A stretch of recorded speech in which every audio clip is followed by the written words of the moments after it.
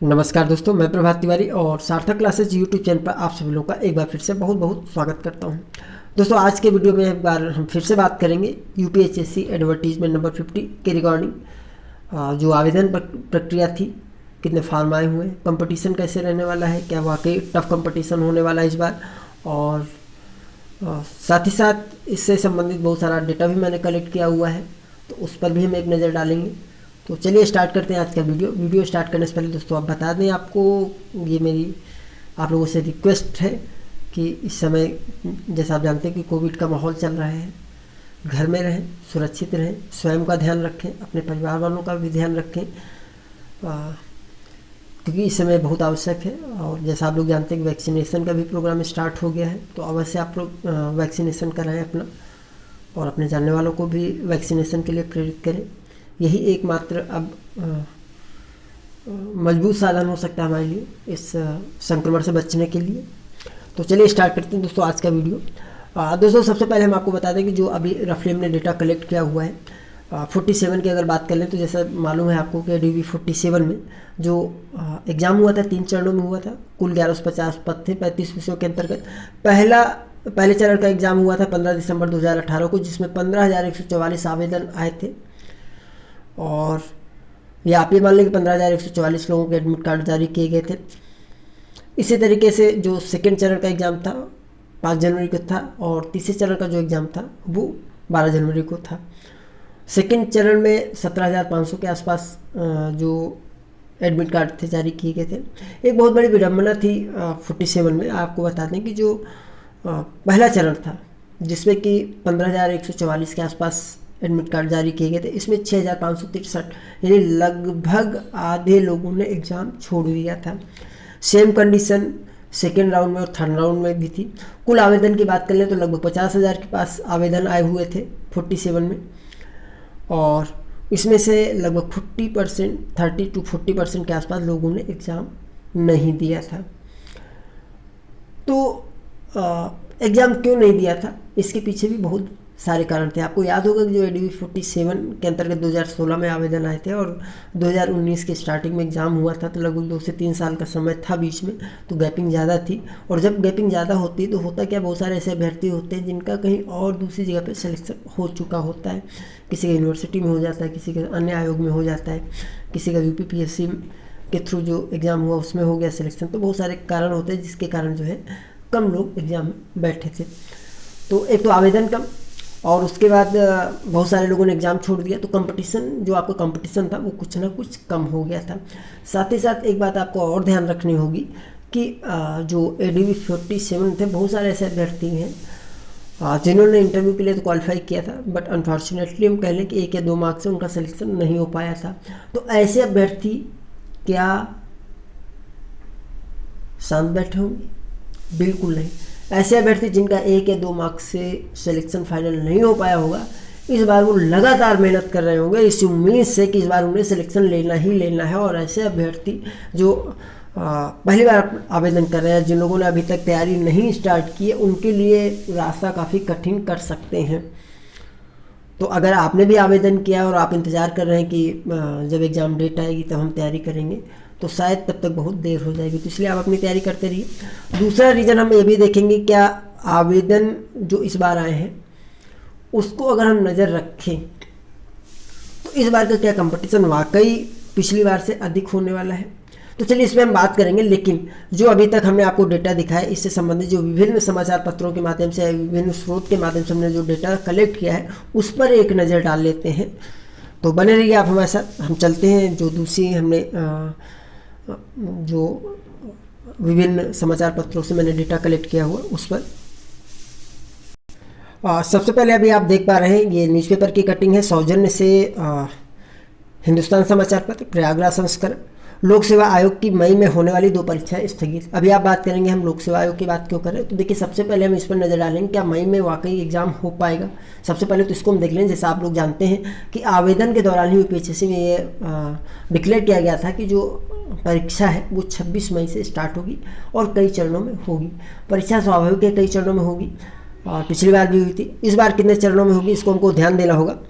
उत्तर प्रदेश लोक सेवा आयोग ने कोरोना संकट को देखते हुए मई में प्रस्तावित 2 परीक्षाएं स्थगित कर दी है। व्यावसायिक शिक्षा एवं कौशल विकास विभाग के तहत 23 मई को प्रस्तावित प्रधानाचार्य श्रेणी 2, उप प्रधानाचार्य व सहायक निदेशक स्क्रीनिंग परीक्षा 2019 तथा 30 मई को प्रस्तावित सम्मिलित राज्य सेवा कृषि सेवा प्रारंभिक परीक्षा 2020 को स्थगित किया गया। परीक्षा नियंत्रक अरविंद मिश्र के अनुसार इन परीक्षाओं की अगली तिथि बाद में घोषित की जाएगी। असिस्टेंट प्रोफेसर की भर्ती परीक्षा पर भी संकट। अशासकीय सहायता प्राप्त महाविद्यालय में असिस्टेंट प्रोफेसर के 2003 पदों पर भर्ती के लिए प्रस्तावित परीक्षा पर भी संकट के बादल मंडरा रहे हैं। दोस्तों आपको यहाँ पे क्लियर कर देंगे, देखिए जो ADV 47 था उसमें 1100 समथिंग पद थे, 1150 थे शायद, और अभी जो ADV 50 है इसमें 2003 पद है। पहले 2016 के लिए आवेदन आना था, लेकिन वो बाद में जब आरक्षण को फिर से जो समस्याएं थी उनको दूर की गई तो ये पद घट के 2003 रह गए थे। उत्तर प्रदेश उच्चतर शिक्षा सेवा आयोग ने पूर्व में 26 मई से परीक्षा कराने की घोषणा की थी, लेकिन जिस प्रकार से कोरोना संक्रमण का संकट पैदा हुआ है उसमें परीक्षा कराना मुश्किल लग रहा है। तो एक तो ये न्यूज़पेपर का व्यूज़ है कि संभव नहीं है 26 मई से पेपर कराना। चलिए दूसरी कटिंग को भी देख लेते हैं। अभी आप ये कटिंग देख पा रहे हैं सौजन्य से अमर उजाला समाचार पत्र प्रयागराज संस्करण। असिस्टेंट प्रोफेसर की भर्ती परीक्षा पर संकट के बादल।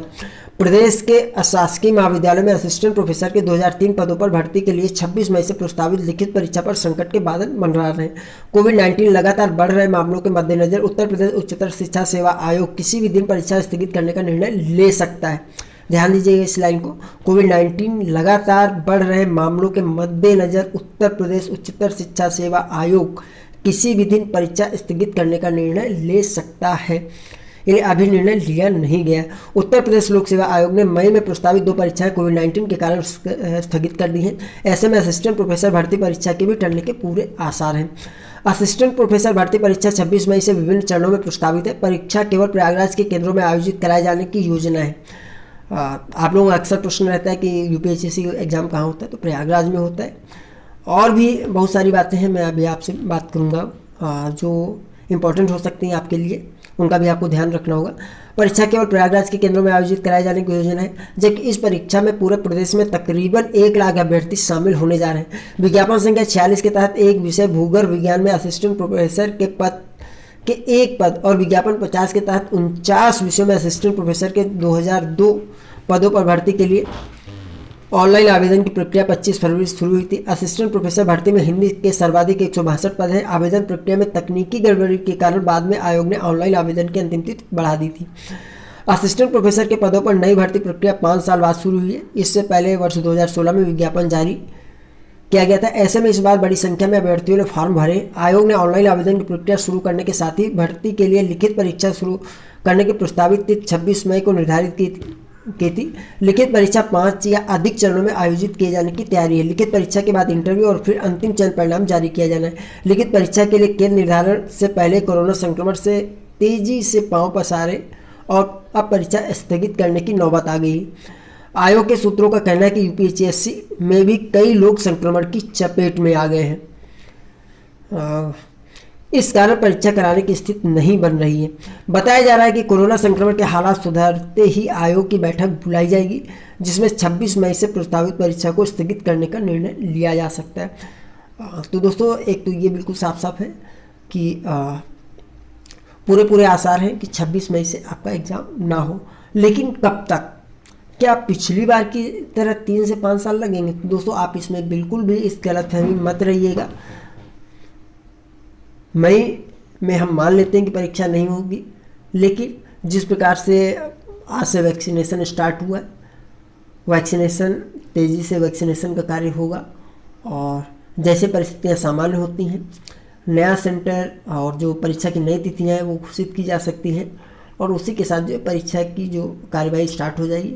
खासकर जो लोग प्रयागराज से दूर हैं, तो मैं आपको बता दूं कि मेरा अपना एक्सपीरियंस है कि प्रयागराज में अगर आपका एग्ज़ाम है तो आपको अपने होटल की व्यवस्था पहले से ही सुनिश्चित कर लेनी होगी। ये आपके लिए भी फ़ायदेमंद रहेगा, क्योंकि मुझे ऐसा लगता है कि एग्ज़ाम के दौरान जो प्रयागराज के होटल उन पर दबाव अधिक होता है और आसानी से रूम मिल पाना संभव नहीं होता है। तो इस तरीके में आप दिक्कतों का सामना कर सकते हैं। और अगर अभ्यर्थियों की संख्या कम होती तो भी एक बार आप निश्चिंत हो सकते थे। लेकिन इस बार जो आवेदन आए हैं उससे संबंधित भी मैंने किसी न्यूज़पेपर में पढ़ा हुआ है, अभी मैं चेक करता हूँ, उसको भी मैं आपको बताऊँगा। 1 लाख से अधिक आवेदन आए हुए हैं, और जबकि पिछली बार लगभग 50,000 के आसपास आवेदन आए थे। तो इसलिए भी कंपटीशन भी टफ होगा, और अन्य जो व्यवस्था है उसमें भी थोड़ी सी दिक्कतों का आपको सामना करना पड़ सकता है। तो इसलिए जब भी आपका एडमिट कार्ड जारी होता है, आपको पता चलता है किस चरण में आपका एग्ज़ाम है, तो सबसे पहले आप जो है होटल की व्यवस्था जरूर, आप रुकने की व्यवस्था जरूर कर लीजिएगा। चलिए अगली स्लाइड पर चलते हैं।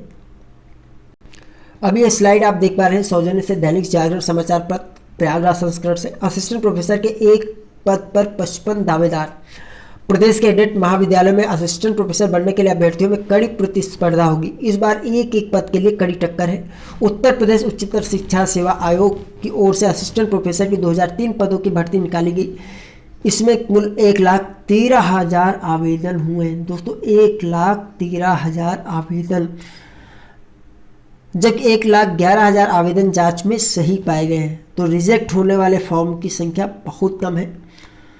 और शायद मुझे जहाँ तक जानकारी, जिन लोगों के आवेदन पत्र में कोई बड़ी मिस्टेक थी, जिनको ये डाउट था कि उनका आवेदन पत्र रिजेक्ट हो सकता है, जिसमें कि बड़ी मिस्टेक थी जिन लोगों के फॉर्म में, उन लोगों ने फिर से नया आवेदन कर दिया होगा। तो आप ये 2,000 आवेदन जो गड़बड़ थे वो अलग हो गए हैं। 1,11,000 लोगों को एडमिट कार्ड जारी किए जाएंगे, तो ये साफ साफ है यहाँ पर।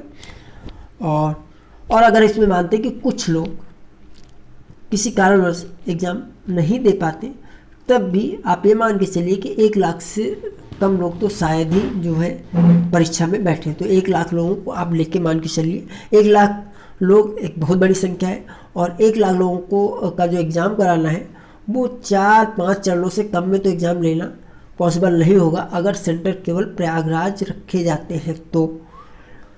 और वैसे अगर मेरा सुझाव मेरे भी लिए जाए तो मैं तो यही कहूँगा कि चूँकि आवेदन अधिक है और कोरोना का संक्रमण है, तो अभ्यर्थियों की सुविधा को देखते हुए माननीय आयोग को प्रयागराज में ही केवल एग्ज़ाम न करा के कुछ और शहरों में भी सेंटर निर्धारित करने चाहिए, जिससे कि अभ्यर्थियों को थोड़ी सहूलियत हो सके।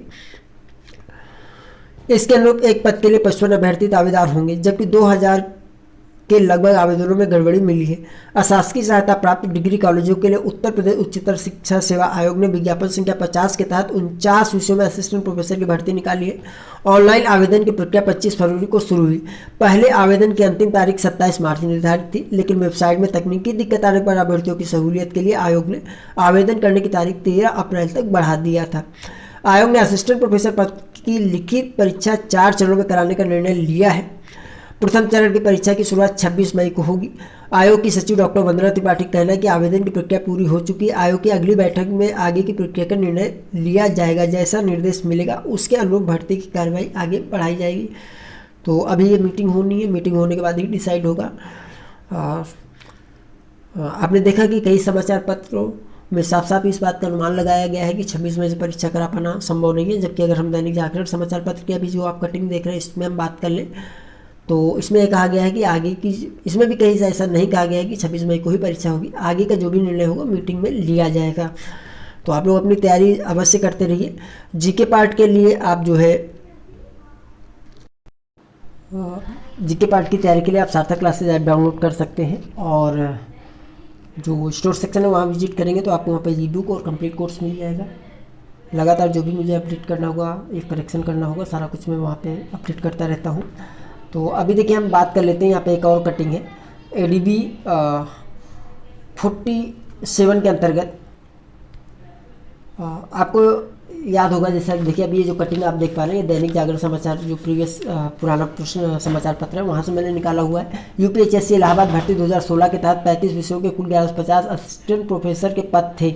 इन पदों के लिए लगभग 50,000 से अधिक आवेदन पत्र जमा हुए थे। तो ये पूरा सिनारियो था ADB 47 के लिए। जैसे मैंने बताया कि कंपटीशन जो है काफ़ी टफ है, जस्ट डबल आवेदन इस बार है, तो आपको अपनी मेहनत को डबल करनी पड़ेगी। पिछली बार 3 वर्ष का आपको समय मिला था, लेकिन इस बार आपको 3 वर्ष का समय नहीं मिलने वाला है। कुछ ही समय आपके पास शेष है एग्ज़ाम में एग्ज़ाम देने के लिए। तो आपने अगर अभी तक अपनी तैयारी स्टार्ट नहीं की तो आपको अपनी तैयारी स्टार्ट कर देना चाहिए। तो दोस्तों आज के वीडियो में इतना ही।